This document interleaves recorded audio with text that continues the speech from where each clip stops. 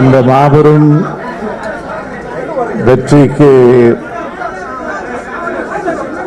காரணமான அன்பார்ந்த தமிழ்நாட்டு மக்களுக்கு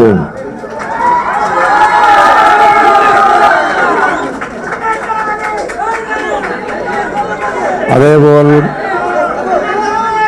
தலைவர் கலைஞர் அவர்களின் உயிரினும் உயிரான உடன்பிறப்புகளுக்கு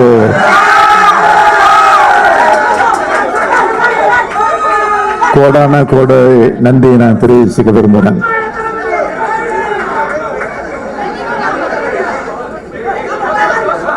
பாசிசத்தை வீழ்த்தி இந்தியாவை காப்போம் என்ற முழக்கத்தோட பரப்புர பயணத்தை செஞ்ச திமுக தலைமையிலான இந்தியா கூட்டணி கட்சி தலைவர்களுக்கும் நிர்வாகிகளுக்கும் செயல் வீரர்களுக்கும் தொண்டர்களுக்கும் என்னோட நெஞ்சார்ந்த நன்றியை முதல்ல நான் தெரிவிச்சுக்க விரும்புகிறேன். கடந்த நாடாளுமன்ற தேர்தலில் 39 தொகுதிகளில் வெற்றி பெற்றோம். இந்த நாடாளுமன்ற தேர்தலில் மீதம் இருந்த ஒரு தொகுதியும் சேர்த்து 40க்கு 40ஐயும்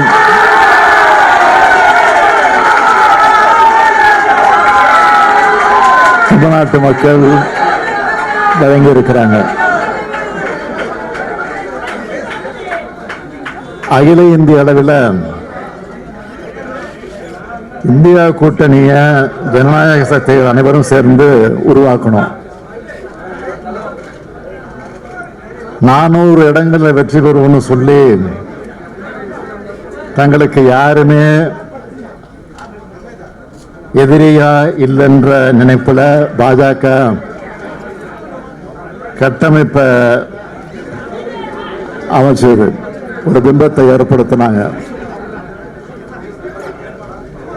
ஆட்சி அமைக்கும் தனி பெரும்பான்மைக்கு தேவையான இடங்களை கூட பெற முடியாத அளவுக்கு பாஜக இப்ப தள்ளப்பட்டிருக்கு. அது மாதிரிதான் இதுவரைக்கும் செய்திகள் வந்துகிட்டு இருக்கு. 2 நாட்களுக்கு முன்பு கூட கருத்து கணிப்புங்கிற பெயர்ல உளவியல் ரீதியான தாக்குதலை பாஜக தொடுத்துச்சு. ஆனா இந்த தேர்தல் முடிவுங்கிறது அரசியல் சாசனத்தை மாத்திடலாம், வெறுப்பு பரப்புரைகளால மக்களை பிளவுபடுத்தலாம்னு நினைச்ச பாஜகவுக்கு எதிரான மக்களோட தீர்ப்பு இதுதான் எங்க கூட்டணியுடைய வெற்றி. பாஜகவோட பணபலம், அதிகார துஷ்பிரயோகம், ஊடக பரப்புரை எல்லாத்தையும் உடைச்செறிஞ்சு பெற்றிருக்கக்கூடிய இந்த வெற்றி மகத்தான வெற்றியாக, வரலாற்று சிறப்புமிக்க வெற்றியாக அமைந்திருக்கிறது. தேர்தல் முடிவுகள் முழுமையாக வெளியான பிறகு இந்திய ஜனநாயகத்தையும் அரசியல் சாசனத்தையும் காக்க தேவையான அரசியல் செயல்பாடுகளை திமுக தொடர்ந்து முன்னெடுக்கும். முத்தமிழறிஞர் தலைவர் கலைஞருடைய 100ஆண்டு நிறைவு விழா ஆண்டு இது. நாடாளுமன்ற தேர்தலை வெற்றிய தலைவர் கலைஞருக்கு காணிக்கையாக்கும்னு சொல்லியிருந்தேன். இந்தியாவிலேயே 75 ஆண்டு கால கடந்த ஒரு மாநில கட்சியான திமுகவோட இந்த தேர்தல் வெற்றிய, இந்த இயக்கத்தை 50 ஆண்டு காலம் கட்டி காத்து இயக்கிய தலைவர் கலைஞர்களுக்கு நான் இதை காணிக்கையாக்குகிறேன்.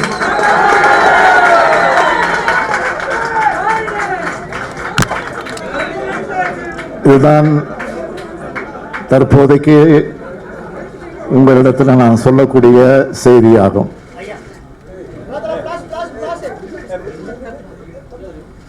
வேற ஒன்றும் இல்லையா?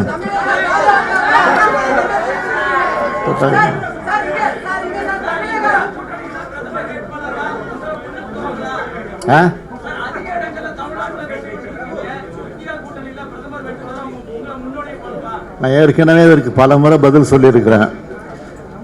கலைஞர் சொன்னதை தான் நான் திருப்பி திருப்பி சொல்லியிருக்கிறேன். என் உயரம் எனக்கு தெரியும்.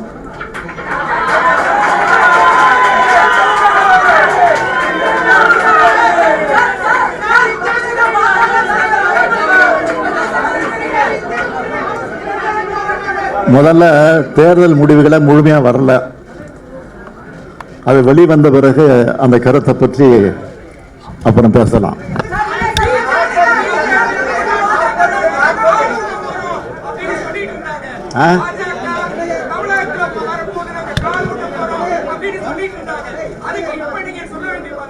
இதுங்க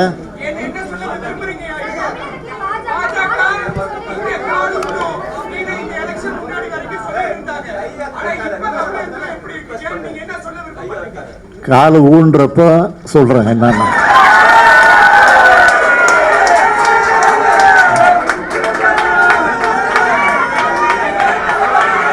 தாமரை மலரும் மலரும் மலரும் மலரும்னாங்களா, எப்படி மலராம போச்சோ அது மாதிரிதான் ஆகும்.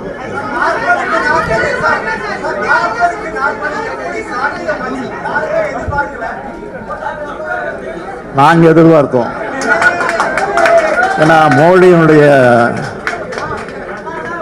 எதிர்ப்பு அல இந்தியாவில் பல்வேறு மாநிலங்களில் இருக்கு. அதே போல இன்றைக்கு தமிழ்நாட்டில் முழு அளவிற்கு அவருடைய எதிர்ப்பு அல இருக்குங்கிறதுக்கு இது ஒரு எடுத்துக்காட்டு.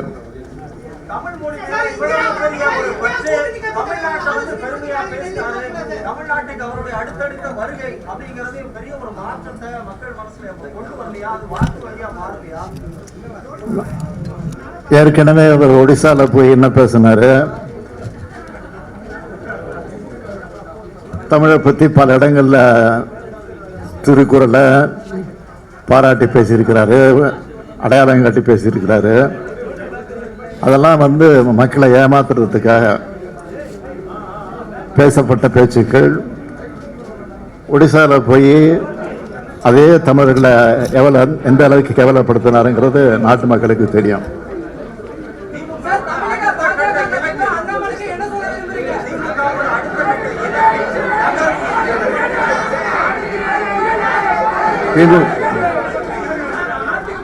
நாளைய தினம்